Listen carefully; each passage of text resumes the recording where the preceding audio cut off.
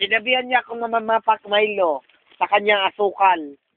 Pinanganak ka nga sa Baguio, kaya Simbagin yung mo. bahay niyo laging binabagyo. Simbag.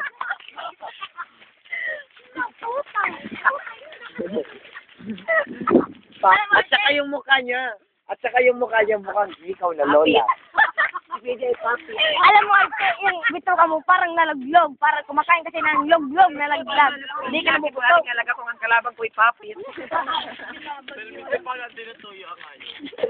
Bana, yung rin yung tatlo, para kayo magsisimbang wala naman simba. Ay, di ba hindi ka pa kumakain? Maraming chicken sa amin. Gusto mo? Alam mo, kahit pag nagsasal ka, isang tulong kasit. Di ba, sabi mo sa akin, Archie, pag nakatalikod ako, naubos yung chicken namin dahil sa pusa.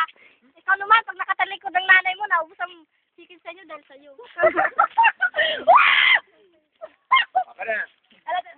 Naubos yung alaga nilang pusa kasi pinagkakatay. Oh, hindi, Paulo. May gamali ka doon. Paano sa makakabili ng chicken, wala siyang pera, kaso lang pili siya magtayo dyan sa gilid-gilid. Oo, kaya ko rin bumili ng chicken kasi kayo hindi ninyo kaya ang alangang ninyo mambato ng mga manok sa paligid. Oo, talaga, kami bumili ng chicken. Di ba, yung chicken, binulsa mo? Saka sa hirap nila, yung alaga kong kambing, ginanggol nila. Ikaw, sa sobrang hirap mo, ginagataan mo ang buhangin. Kayong mukha kayong jungle bite. Huwag kang mainggit na marami siyang manok. Huwag kang mag-alala, ibibigay sa iyo ang buto. Umatake yung mukhang plywood. Kasi ang mukha niya mukhang wood. Ah!